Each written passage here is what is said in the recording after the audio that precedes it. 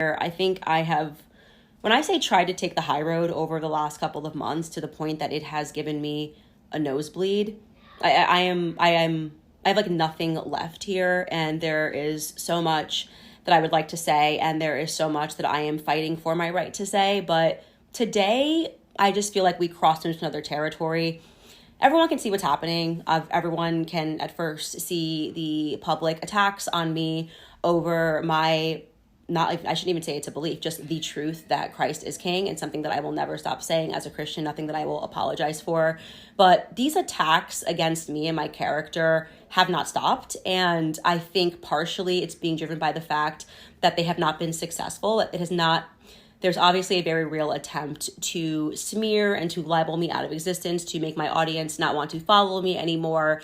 And there is an entire network working behind the scenes to make that happen. But a couple of days ago, my PR person received a tip from someone that a Daily Mail journalist who I had never heard of was asking weird questions about me, like basically working on a hit piece. Now, I want to be clear here. I do not at all blame the journalist. I don't blame the Daily Mail. I read the Daily Mail. I used to write op-eds for the Daily Mail. So I am not saying this as like, I'm here just the Daily Mail. I understand that when somebody is leaking stories and claiming to have an inside track or some inside knowledge about someone, it is tempting for a journalist to get involved. But to this level, I've just never seen anything just more fictitious and made up. And someone that is going to publish something or thinks that they have a story here when everything that they have learned has been wrong. So I'm going to read you the email that I received from this Daily Mail reporter, because we were like, what is this about? Like, actually, could you possibly be writing about that hasn't already been written about me? Yes, there is something fictitious going on. I'll play the complete video so you can see exactly. Recently, I saw this clip. Candace Owens says Ben Shapiro sent a female Daily Wire intern to spy on her, and okay, that is what I saw, which I'm going to play this video. You will see exactly. A lot has been going on since Candace Owens got fired on Daily Wire. I've been getting different stories, and sometimes I'm not even interested in reporting it. When I saw this video and what I see on Twitter, it is important. Candace West replied, "This is absolute fact. Have all the proof. The young woman was called at 10 p.m. the night before by a woman in PR named Gloria and told she would be put on a plane the following morning to secretly record me. Then Alisa told her not to tell a single soul that she was being sent. They purchased her a student ticket to secretly record me. The behavior has grown increasingly erratic. Under no circumstances is this normal or even remotely defensible." You guys, the last thing that I am going to say, strangely, this is such a crazy story, but as I was headed in here, I got a frantic call from somebody. They did. They called me and they said, "Candace, something very weird is happening.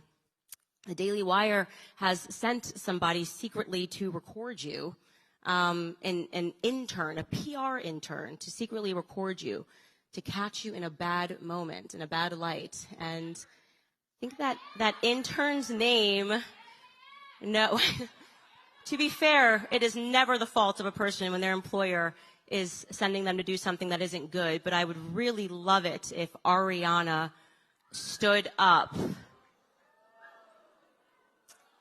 Yeah. Okay, maybe that's a little too intimidating for you too, but apparently she got an email at 10 p.m., hopped on a plane, is pretending to be a student. And so I do just want to say to Ben Shapiro,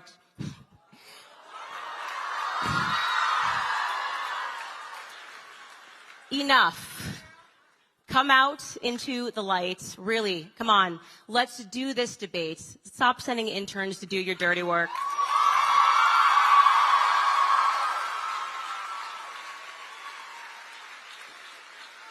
I don't bite.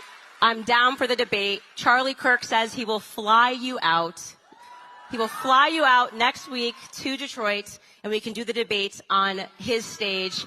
Thank you, Turning Point USA. Let's take some questions. Yes, I must say this. It is insane to see people I used to watch on this media space fighting each other.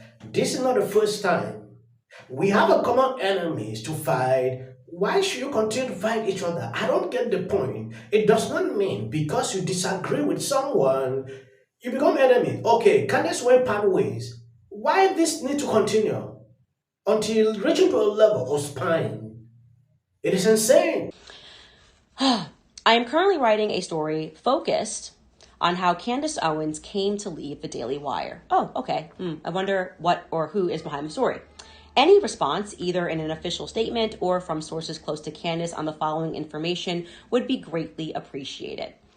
We have heard from multiple sources that Candace's dismissal from the Daily Wire was in large part, quote unquote, financial.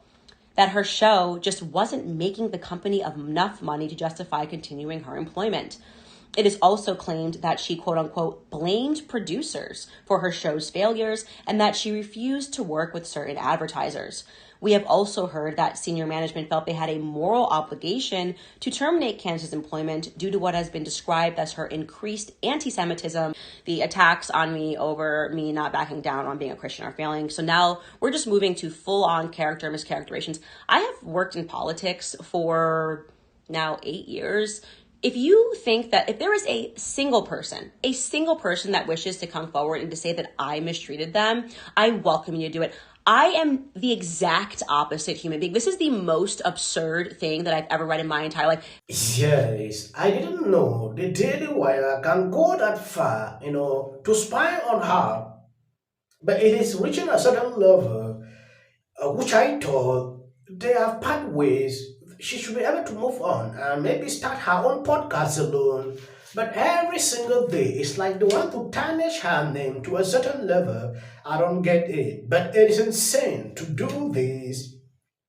People should be allowed to speak up their mind. If you are talking about freedom of speech, then why don't you take up people who speak the truth or talk against you as an issue? If I'm working in the same company with you, if you are doing or saying things, I must not agree with you on everything you say. There are certain things I will say and disagree with you. Then we'll come to a compromise. It does not mean because I disagree with you on things you stand for, we should part ways or we become enemies. It is insane. Therefore means you are not for free speech. People who stand up for free speech, they are able to resist, stand up for things that they don't agree with.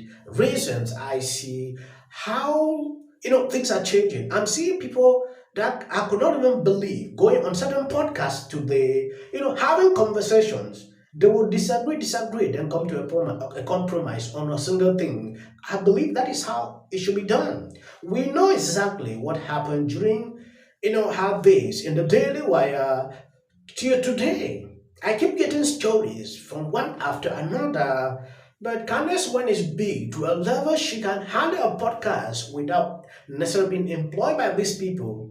That is what I've been saying to a lot of people. She should be able to get things together. Now the Daily Mail, I don't know if they paid them to write a hit piece against her. We are waiting to see what will happen next. You should look for people like I've been seeing, conservative standing up to talk against Biden doing this, doing that. That is how you should do. That's what you should feel. Cultural wars, this gender thing, those are things you should be able to fight, not fighting each other.